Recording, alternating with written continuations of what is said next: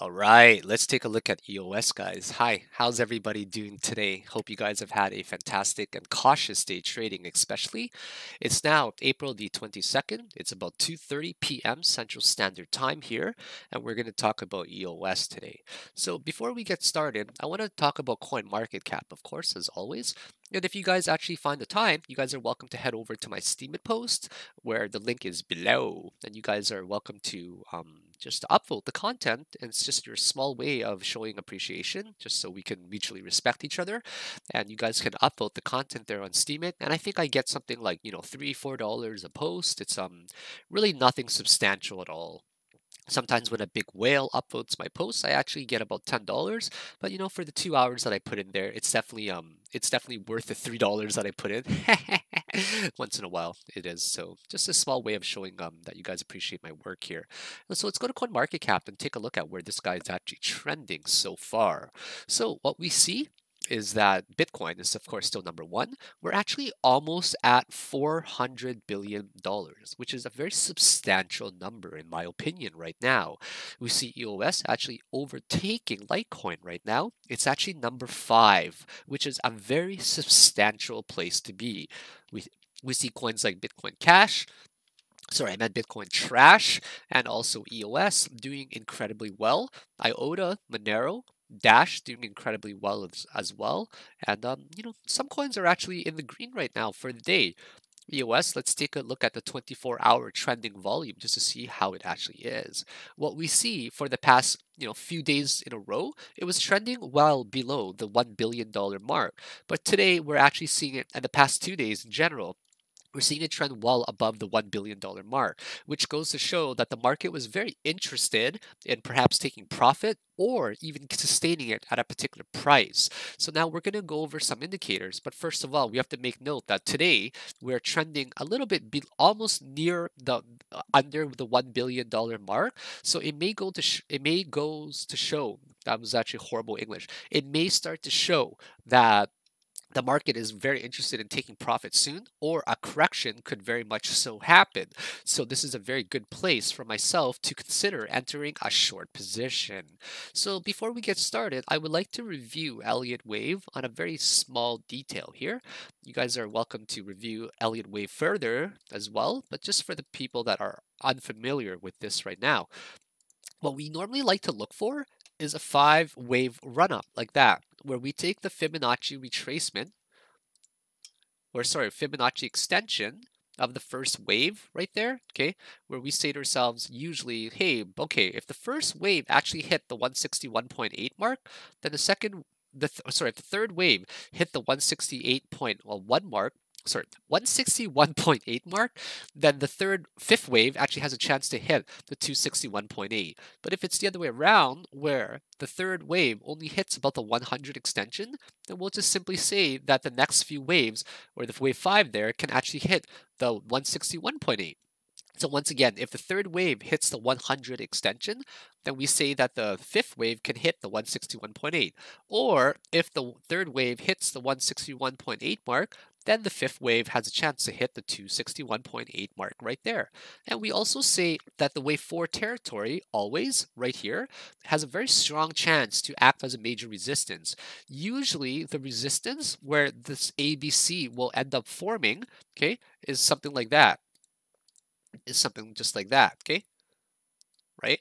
So it could easily be the ABC coming down here like that, where we'll find a really hard support. I meant to say support. I apologize. I'm still kind of groggy. I literally just woke up right now. I've been sleeping about 12 hours a day because I just feel very much so under the weather still. But I want to give you guys an update always, right? So what we see here is perhaps wave 3 to 4 territory can act as a very hard support for the ABC correction that could ensue. So let's take a look at where we currently stand right now. Now, we're not going to start it from the beginning of time. We're just going to start it from where we actually see it right now, okay? And I personally believe that all 5 waves are actually correcting already. And yeah, I can't help but think that all 5 waves are actually in right now. So let's do the Elliott wave count and talk about what has been going on thus far. So the way that I'm counting my Elliott waves for EOS is simple. 1, 2, this is pretty much around the 3 region. We'll say this whole thing actually ended up making a triangle, right? For the 3rd region. This is the, for the 2nd wave. This is now the 3rd, 4th, and this is the 5th wave, like that. And we actually take a look right here, guys. We take a look at this extension that I'm drawing in here right now. Very simple, right, guys? Take a look, okay? Just definitely take a look for yourselves. And you guys can see that this one right here, it did a 100 extension, naturally. So this one we can assume that it does about a 161.8 extension, right? Makes complete sense. So I'm just going to draw this in here for you guys, just so you guys will actually have a very clear idea of how this ends up hitting. Wave 3 target hit 1-to-1 extension. Oops, extension. So assume wave 5 has a chance to hit 161.8 extension, right? Simple. That's usually how I'm seeing it. Wave 3 target hit 1-to-1 extension. So wave 5 has a chance to hit 161.8 extension. And we see clearly that wave 5 hit 161.80 extension. So that is the next step, right? So if you guys were actually gonna play that, a lot of people would have played the breakout, right? Actually, I'm gonna take this and actually copy it first. I'm just gonna post it on my Steemit here, which takes 2 seconds. So I appreciate you guys waiting for me here always. And I'm gonna show you guys how you could have played that, right? The way that you could have played this was simply by playing on the breakout, right? Play on the breakout. Play the breakout strategy right there. So right here, play the breakout strategy. Buy upon breakout of wave 1 territory, wave 1 high, and target minimum 1-to-1 minimum 1-to-1 extension. Although wave 3s can also hit 161.8. We keep a close eye on bearish divergence, okay? Simple as that. Bearish divergence, just like that. All right, so you guys, that's the way you should have played it, right? The way you should have played it was simple. Was once again, I'm just going to go over it. Play the breakout strategy. Buy upon breakout of wave 1 high and target minimum 1-to-1 extension. Although wave 3 can also hit 161.8, we keep a close eye on bearish divergence, right? And then the play here would have been to simply just make that. And honestly, I didn't really get into a lot of these plays because I wasn't really that active back then. I was more so just like AFK. Took a small break, if you guys remember. So that would have been a really good risk to reward ratio. And then the next one, you guys would have done the exact same thing as well, right? Play the breakout, right? You would have played the breakout right here. Okay, I'm gonna put this one over here, right? Play the breakout of wave 3 upon breakout of wave 3 high, right? And target 161.8, 161. Target 161.8 extension since wave 3 hit 1-to-1 extension, and target minimum, I always spell minimum slowly, target the minimum there. So that would have been a very, very perfect play for you guys to have made, and it's very good to practice these in hindsight, right? So there you go. That's how you would have honestly played it. You would have set your stop loss at whatever point you wanted, and you would have made some very, very, very, very good money there if you guys see this particular strategy and you guys keep exercising it all the time. I'm just grabbing the chart here so I can post for you guys examples of how to play this in the future. So it's really good to study these things always, in my personal opinion. All right, that's good. Okay, so you guys should have a fairly good idea of how to play this in the future, right? It's my personal opinion is that it's an awesome way to play. You guys should definitely want to be focusing on that. But now let's also go over in a smaller detail the reason why I actually see this as a possible finished wave already, okay? Let's go over like to a 2-hour chart. And let's get into it in very, very high detail as well, okay? There might be one more small wave up, but I really doubt it, to be quite honest, okay? I highly, highly doubt it, just from the way that things are actually going right now already, and the way that it's starting to look like there's much, much bearish divergence. So let's look at it on the very final wave going upwards, right? Do you guys possibly see 5 waves already in here? I do. Yeah, I definitely do. Let's see what kind of extensions we're getting on it here. Well, yeah, this one already hit the 261.8 extension. So I do see this as completed pretty much already, though we got to keep a very close eye on it because sometimes you just never know, right? You just never know if we're gonna actually get one more small wave or not, depending on how we actually count it, right? So I'm just going to give it a little bit of time here and see how this actually ends up finishing. But to me, this looks like there's 5 waves already that have officially formed. Okay, so this looks like there's 5 wave that has formed, but I'm actually just going to go to a smaller detail and just to say that there could be one more possible wave, but very unlikely. Okay, I'm just going to write in here 5 waves have formed, though there may be one more small subwave. One more subwave within wave 5, something like that, okay? And we're also noticing bearish divergence, right, across these particular waves, like even on a high time frame. What we're seeing is massive bearish divergence actually right here, okay? And we're also seeing a negative histogram tick already, and of course a negative histogram tick. That's it's kind of scary, right? It can be very indicative that the market is now losing control of the scenario, okay? So I'm just going to write in here negative histogram tick. Can barely could have hit the positive side, but couldn't sustain at all. We see MACD crossovers. Despite lagging, many people use these indicators to see bearish trends, bearish divergences, okay? So I just wanted to make note of that very quickly as well. And we're starting to see bearish divergence here. We see bearish divergence on RSI, despite wave 5 getting a higher high than wave 3. We see RSI losing strength with lower highs, okay? So these are very important to distinguish always. And I hope that this makes a lot of sense to people right now. Now we're going to actually look at it from an even higher time frame as well. We're going to look at it from many time frames across the board. I'm just trying to post this picture of mine very quickly.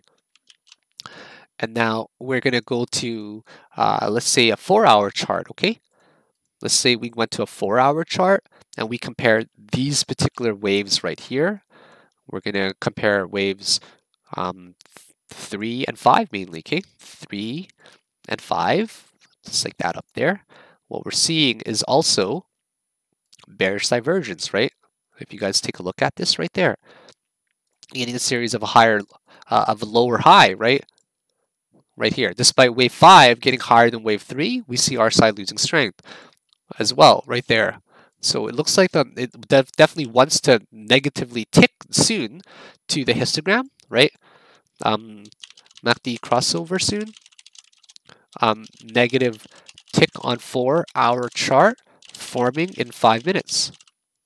So to me, these are many, many bearish signs.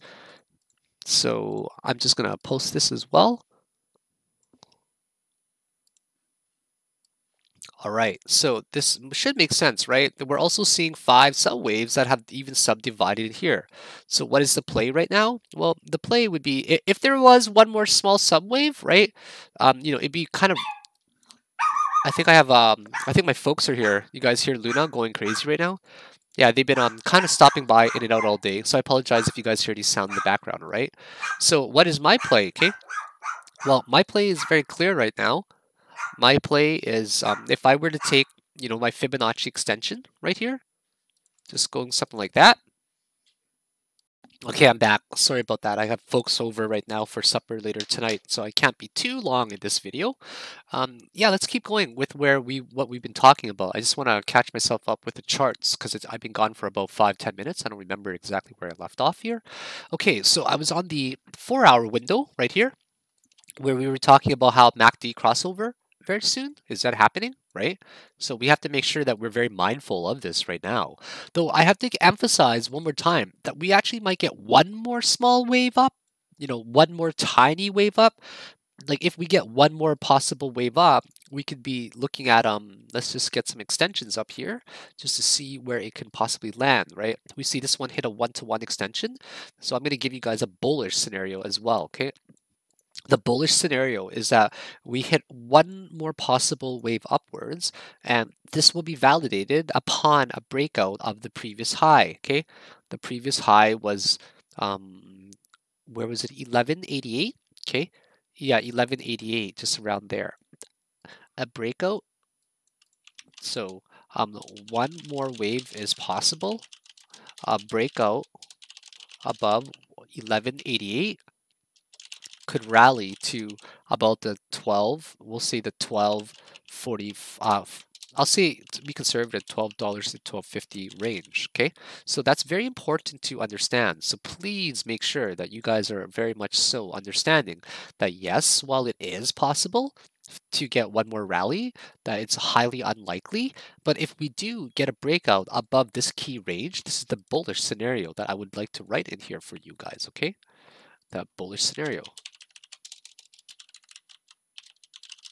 Bullish scenario right there. One more possible wave, right? If we do get it, it'll be simply because we get 1, 2, 3, 4 around here, because that's could be making a flag consolidation type thing, and that will just simply rally to finish the official fifth wave going upwards just like that. Okay, so I just want to be very, very, very, very clear with everybody that yeah, it is possible to get one more possible wave that's going to rally up there, although not too likely. But it's important for us to maintain a neutral stance on some coins, right?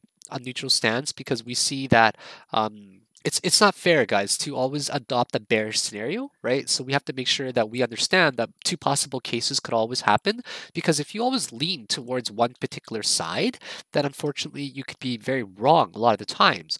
So right now, yes, I am in a short position, right? I'm definitely in a short position right now, a very small one, but I'll be adding more if it actually gets to my target range, perhaps up there, or I'll simply just cut my losses. Simple as that.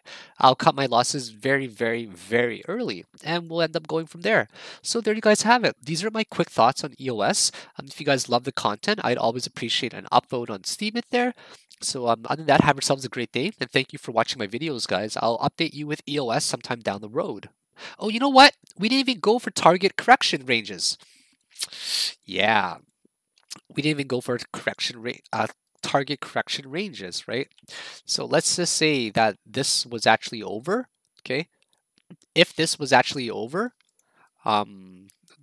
honestly, our target range could be kind of ridiculously I know you guys don't like to hear this kind of stuff, but if this is actually indeed the top right here, okay, I'm just going to get some of my fib numbers in here. Right, I'm going to get some of my fib numbers in here. I think that honestly, guys, you guys are not going to want to hear this, but I will always assume in one of these places over here, that's my correction target range.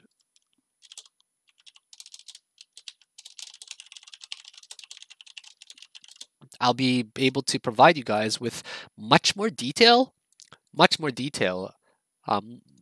precision, higher precision.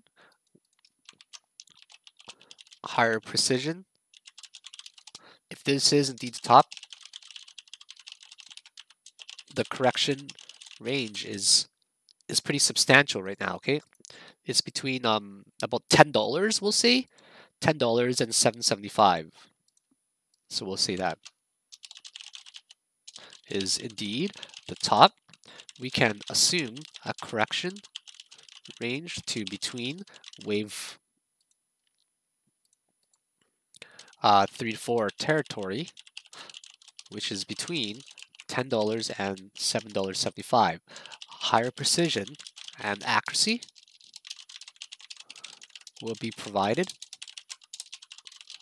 once more data arrives. Okay, so there you guys have it. That's my prediction, assuming that Bitcoin is also not going to rally anymore, right? But you guys have both my bear and my bull scenario. So there you guys have it. If you guys love the material, I'd always appreciate an upvote on Steemit. And other than that, have yourselves a wonderful day. Thanks for watching my videos. Bye, guys.